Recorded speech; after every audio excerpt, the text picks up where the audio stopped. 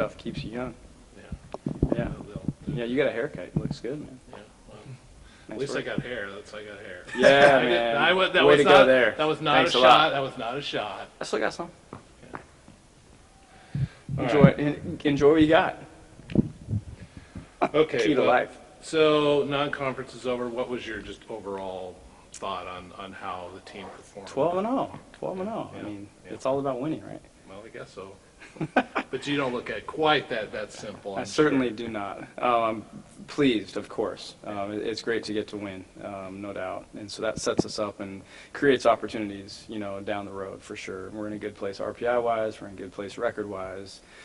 So when the decisions are made down the road, Yeah. the team has positioned themselves well. Certainly, we're still a work in progress, like every team is this time of year. And I thought non-conference prepared us for lots of different looks. There's nothing quite like the intensity of Pac-12 play, and so we're going to ease into that here this weekend. It's nice to open home, for that reason, because you're already thrown to the wolves. These two teams that we're playing already have a game under their belt, a conference game, so they've played at that intensity level, and so we're going to have to catch up quick. But in a general sense, I thought we saw lots of different looks.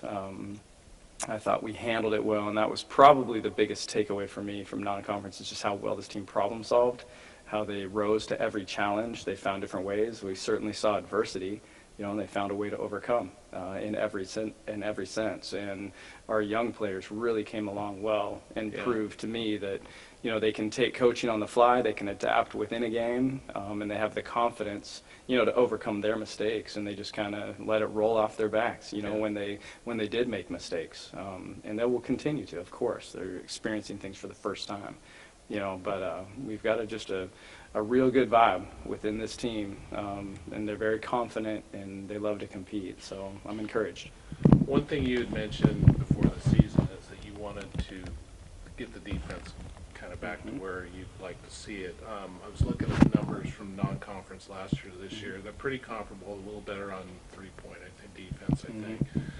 Just because you played a little bit tougher schedule, does it feel like the defense improved during this 12-game stretch? Yeah, I think for sure. Early, there were a few, we made some crazy mistakes at the beginning of the year. Yeah. Defensively, we didn't impact at all, I didn't think. And then we weren't playing with the accuracy or even the attention to that end of the floor that we needed to. Of course, this team can score, and so there wasn't an urgency at that end of the floor.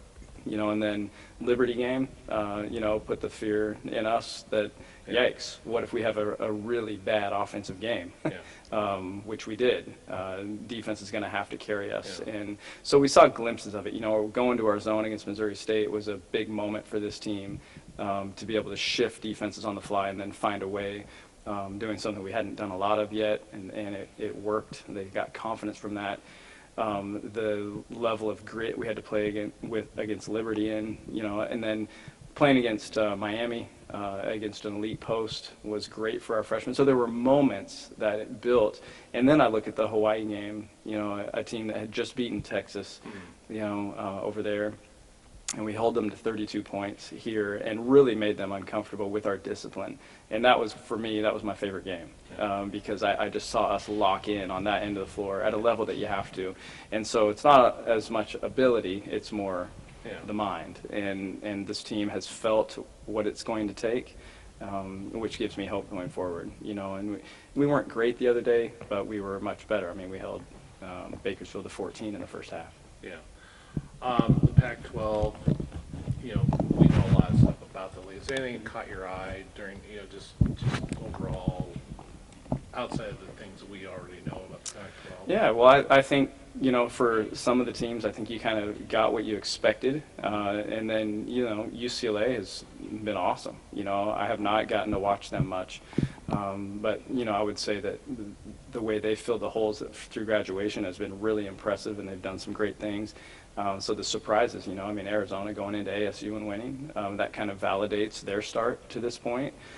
Colorado, what they've done, being undefeated and playing the way they are, they're dominating fashion. And so, maybe on a year where the top seemed really high and the bottom had a lot of unknowns, maybe those unknowns are a little bit better than we thought even. And so we're number one RPI conference at the end of non-conference. That's a beautiful place to be, and good job to everybody throughout the conference, because that sets us all up for success down the road.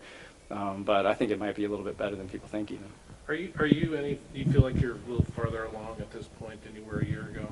No question. I think defensively and in the post, we're just different. We had so far to go last year in that area. It was tough to score for us. Where this year Taylor's given us a lot of productivity in the post. So has Kennedy when she's had her opportunity. And Maddie's playing it very confident when she's had hers.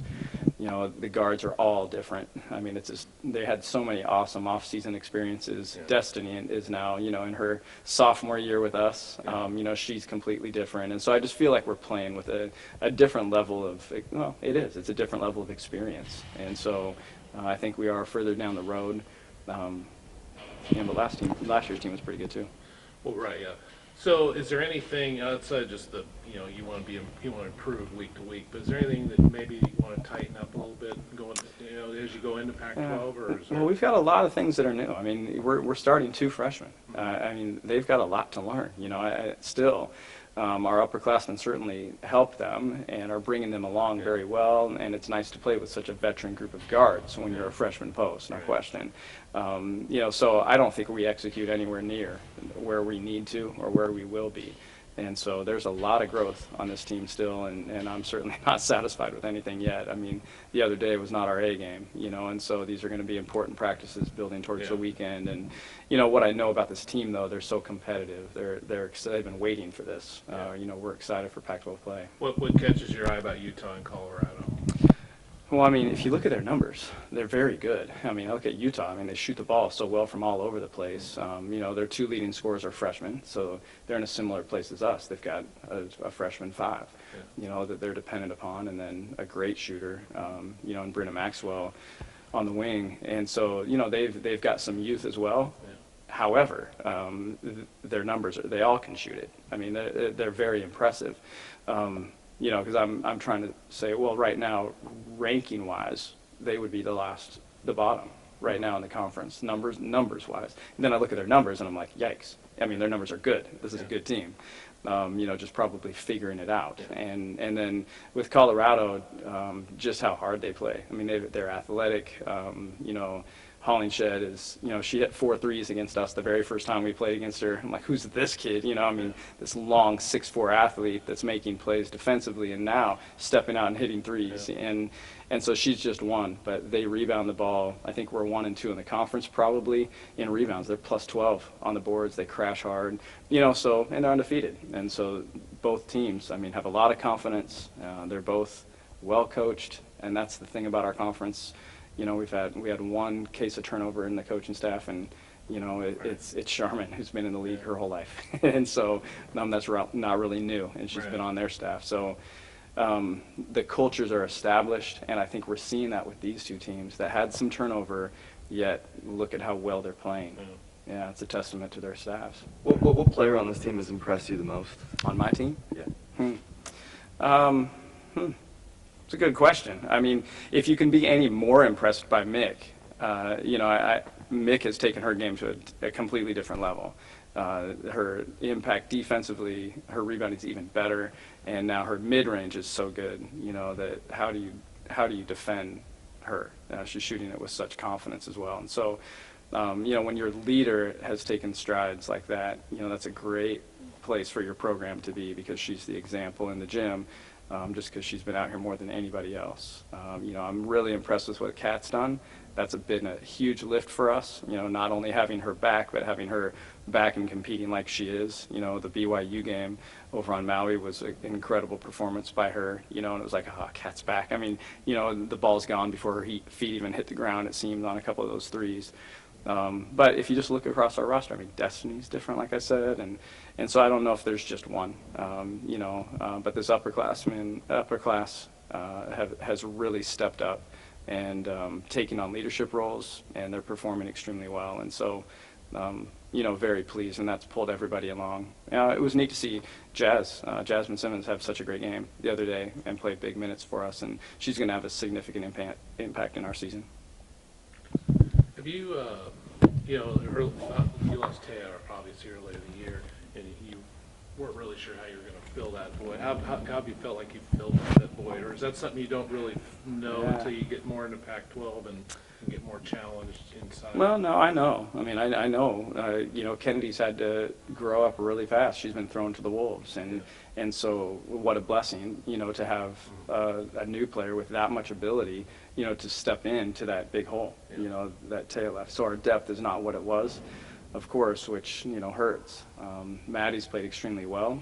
Janessa's given us minutes there, of course, and then we've gone to a lineup with Michaela Pivic, at the 4. And that lineup actually has been significant for us, and so Kennedy or Taylor or even Maddie at the 5 with a small lineup. And, that answers one of the questions everybody has is, are you going to bring Kat off the bench? Are you going to bring it? Which guard is not starting? Because you've got 4 starting guards, right. On this team. So when those 4 guards, you got 4, veteran players around the outside. I mean, that's a dynamic lineup, So, Taya, her knowledge, her ability. I mean, when she went down, that was a gut punch, no question. But this team, like it does when we've lost people in the past, they find ways to fill it, and on we go. Yeah. All right, great.